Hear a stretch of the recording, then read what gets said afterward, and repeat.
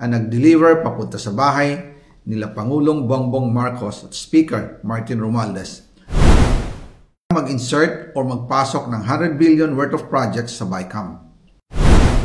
Sana po ay hindi nila ako mapatay bago ko mailabas ang lahat. Ginawa ko lang ang utos sa akin, pero ngayon, handa na akong harapin ang lahat. Ginagamit ng administrasyon ang buong resources ng bansa para tumahimik ako. That he will shoot me if I will talk. Gagamitin ako bilang panakipbutas sa kanilang kampanya laban sa korupsyon. Hindi na ako mananahimik, ilalabas ko ang lahat ng katotohanan. May resibo, may ebidensya, at may pangalan. Para sa bawat Pilipino, alam ko na buo ang galit ninyo sa akin ngayon. Nauunawaan ko rin kung bakit. Lalo na at malaki ang halagang nakataya. Pero bago kayo humusga, hayaan ninyong ipaliwanag ko ang buong katotohanan. Matagal akong hindi nagsalita dahil may direktang utos sa akin. Huwag nang bumalik ng Pilipinas at manahimik na lamang. Umalis ako noong July 19, 2025 para sa aking medical check-up. Nakaplanong bumalik pagkatapos ng SONA ni Pangulo. Pero habang papauwi na ako, tinawagan ako ni dating Speaker Martin Romualdez at sinabihan, "Stay out of the country.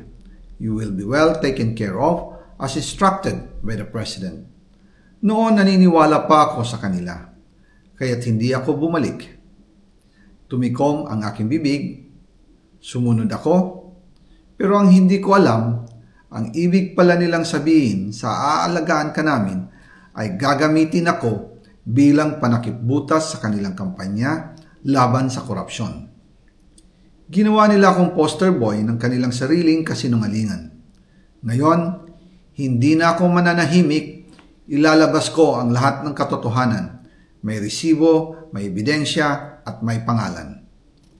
Nagsimula ito nung tumawag si Sekmina Pangandaman sa akin nung nag-umpisa ang BICAM process last year, 2024. Ang sabi niya, katatapos lang ng meeting nila ni Pangulo at may instructions na mag-insert o magpasok ng 100 billion worth of projects sa BICAM.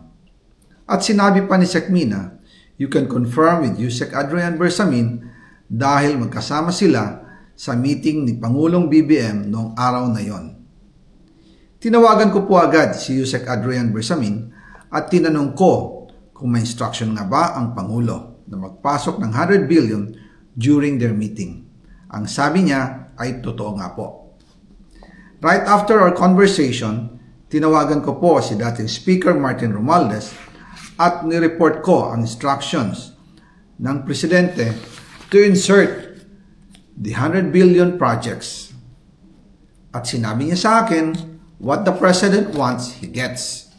After ng ilang araw, nag-set po ng meeting si Sekmina Pangandaman at Yusek Adrian Bersamin sa amin ni dating Speaker Martin Romualdez sa Aguado Building in front of Gate 4 ng Malacanang at nandun din po si Yusek Jojo Cadiz. During the meeting, binigay po ni Yusek Adrian Bersamin ang listahan na worth 100 billion. Tinanong ko po si Yusek Adrian kung saan galing ang listahan. Ang sagot niya, galing kay PBBM mismo at binigay niya ito mula sa brown leather bag. Nung sinabi po ni Yusek Adrian Bersamin yung brown leather bag, naalala ko noong nasa Singapore kami right after the elections of May 2022 sa Hilton Hotel, kami ni dating Speaker Martin and PBBM habang pauwi at pabalik ng Pilipinas, hinabol ng PSG ang brown leather bag at ang sabi ni PBBM, maiwan na lahat, wag lang ang brown leather bag. Kaya naniwala ako na utos talaga ito ng Pangulo. Pagkatapos ng ilang araw, I informed sina dating Speaker Martin Romualdez, Sekmina Pangandaman, Yusek Adrian Bersamin, and Yusek Jojo Cadiz na kung pwede 50 billion lang ang ipasok sa program funds dahil so sobra ang DPWH funds versus sa DepEd. In practice, hindi pwede na mas malaki ang budget ng DPWH kaysa edukasyon. And yung balance na 50 billion, ilagay na lang sa unprogrammed funds for the 2025 budget dahil Office of the President din ang nagre-release ng lahat ng unprogrammed funds. Pagkatapos ng isang araw, tinawagan ako ni Sec Mina at sinabi ang mensahe ng Pangulo.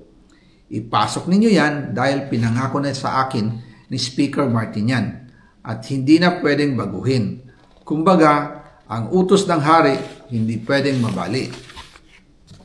Again, I informed the Speaker and asked clearance about the instructions ng Pangulo. At ang sabi niya, wala tayong magagawa. Kaya po nagtataka ako kung bakit sinasabi ni Pangulo na hindi niya makilala ang budget, samantalang lahat na binawas at dinagdag sa mga ahensya ng gobyerno ay humihingi ng approval sa kanya si Sec Mina Pangandaman.